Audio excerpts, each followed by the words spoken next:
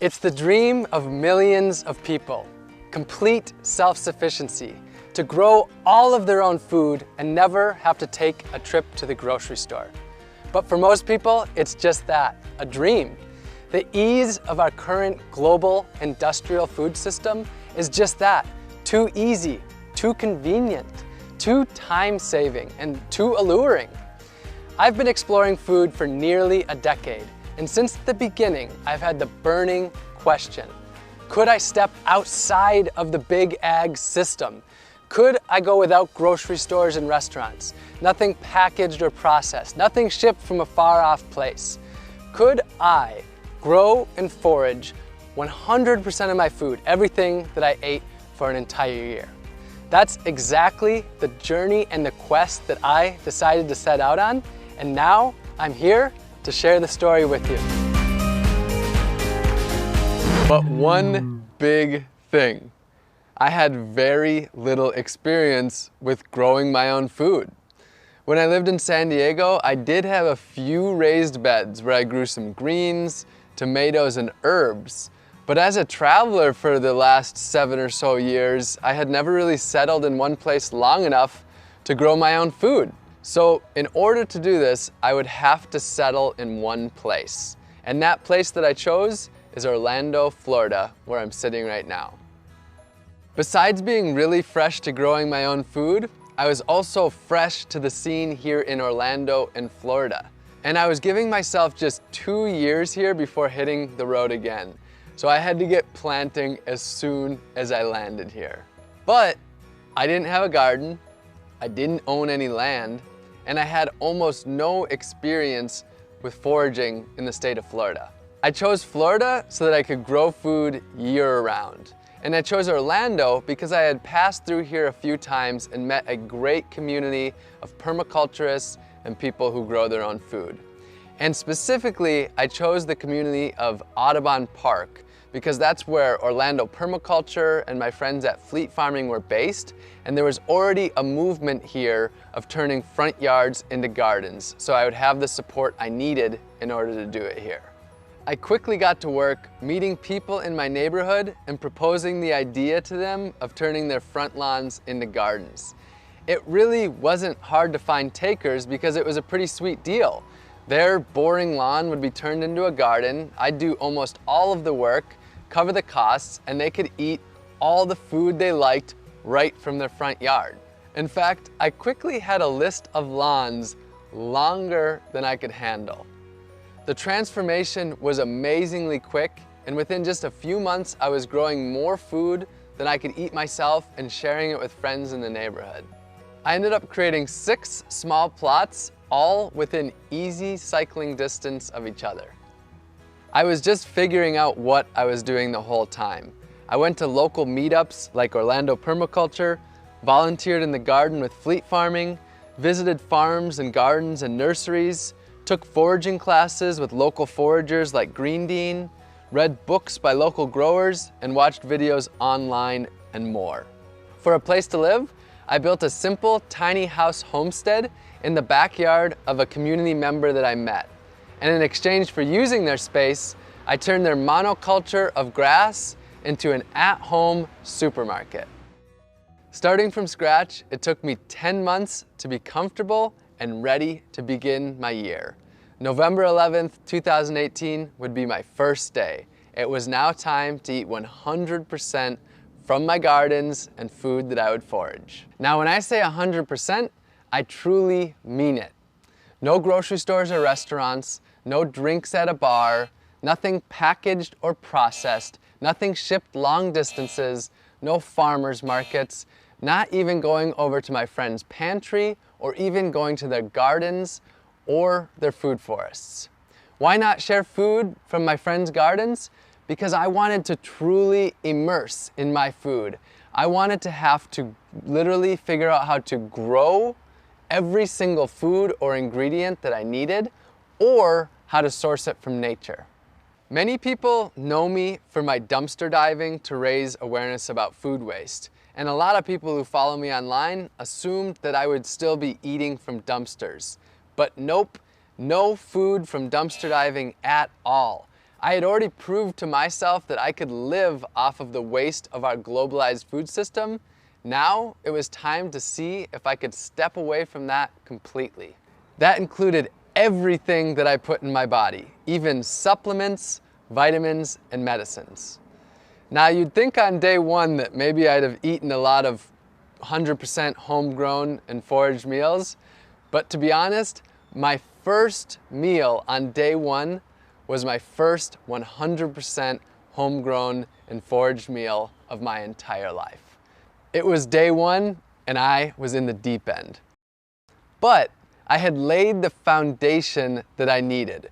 My gardens scattered across the neighborhood were full of food, and I had scouted out food both in the city and the countryside to forage.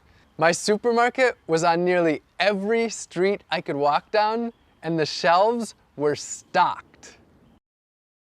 Over the last 365 days, I grew and harvested over 100 different foods from my gardens and foraged over 200 different foods from nature. That's a new species for almost every single day of the year. I grew a dozen different greens packed with nutrients: moringa, katuk, chaya, purslane, collards, kale, and perennial spinaches, just to name a few. I grew sweet potatoes, cassava, and yams for my main caloric needs, pigeon peas and southern peas for protein, delicious fruits like papayas and bananas, Seminole pumpkins, carrots, eggplants, just to name a few vegetables, and garlic, onion, peppers, and many herbs to add flavor and nutrition to all of my meals. And I raised bees for honey to satisfy my sweet tooth, which, believe me, I do have quite the sweet tooth.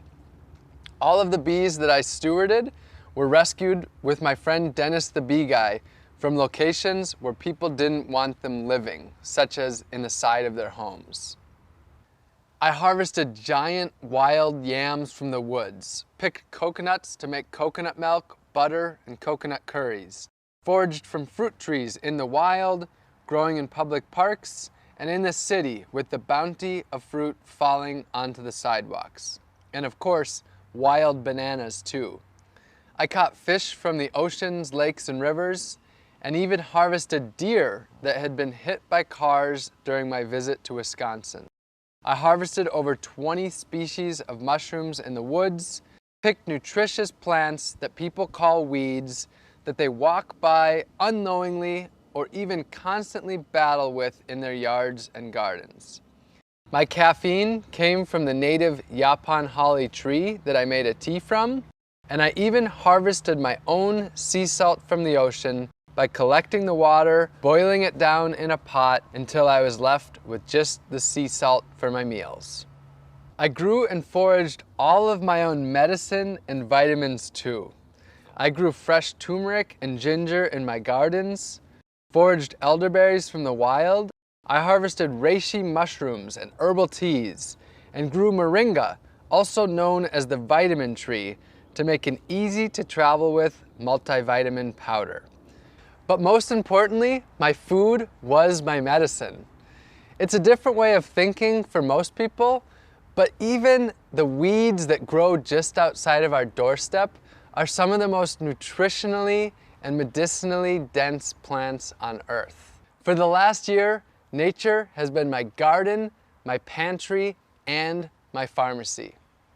With the seasons, my foods varied greatly. I cooked up dozens of different healthy meals, fermented foods like sauerkraut with my homegrown cabbage and herbs, and fermented delicious beverages like honey wine and ginger beer, and whipped up delicious desserts and ate the healthiest food of my entire life. This was food that I could feel truly good about eating. It was all local, all natural, and all organic. I made it through the entire year without using a single pesticide. Now sure, I had my problems with pests, like when the cucumber worms decided to attack my Seminole pumpkins. But when I was growing over 100 different foods, if the pests were attacking 4 or 5 of them, I still had 95 other foods that I could eat.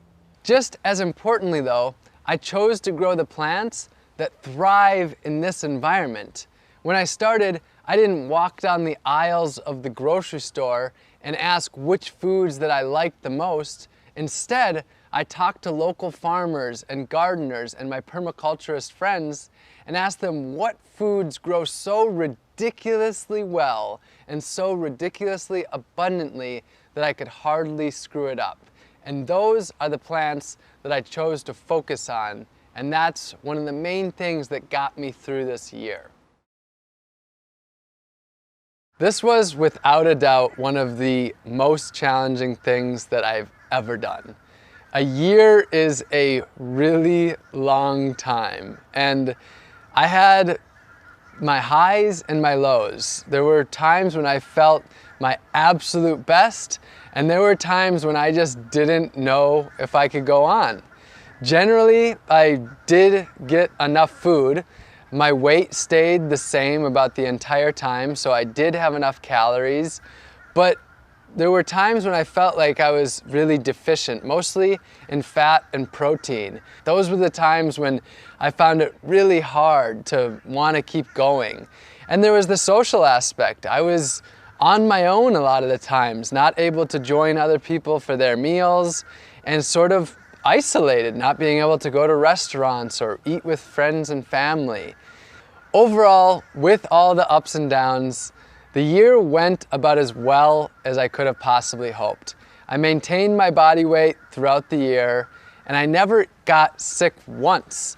And I really attribute that to my food being my medicine. I think that nature is able to provide for our basic needs, and I trusted Earth. I trusted nature. Now, I want to say though, that this project, it wasn't really about my health. It wasn't about a diet. And I don't believe that this is the diet for 7 billion people. I don't actually think there is one diet for the 7 billion people. I think we live on a diverse world where we have diverse cultures and people need to do things in a very different way. So I'm not trying to represent a diet for everyone or anything like that.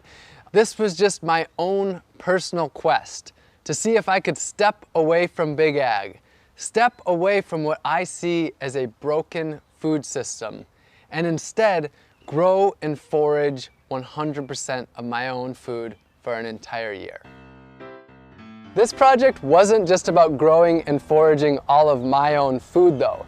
It was about empowering others to grow their own food, to take back power from Big Ag, and ultimately to take back their health and grow their communities. So during this time, I started a few community initiatives. We built 15 gardens for the people, planted over 200 community fruit trees, and sent out over 5,000 free seed packs to help others grow their own organic, healthy food. And I taught dozens of free gardening classes in my gardens to the people in my community. I'll be honest though, I do have an agenda. I want you to question your food. Where did it come from? How was it grown? How did it get to you? And what was the impact that it had on the earth, other species, and the humans that grow that food? And if you don't like the answers that you find, I want to empower you to change them. The good news though is that you don't have to grow and forage all of your food. The solutions are there in your community. You can grow a little bit of your own food, maybe an herb garden on your windowsill, or some pots of tomatoes and basil on your balcony, or a raised bed in your front yard. And if you don't have any space at all, you can join a community garden. You can source your food locally and purchase from local farmers and gardeners. The farmers market is a great place to start.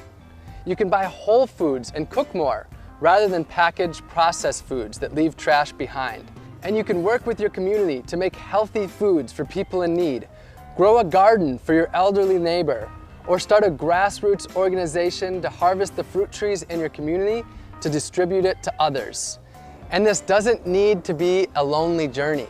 For most of us, food is at the center of our lives, and we can do this together in our communities.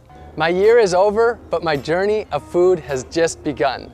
A book is in the works, and 100% of my proceeds will be donated to organizations working on the food solutions. And I'll be here online sharing inspiration and education on how you can get involved in gaining food freedom.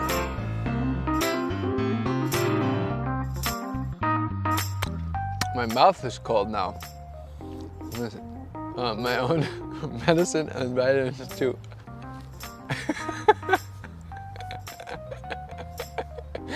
All right, make note of that.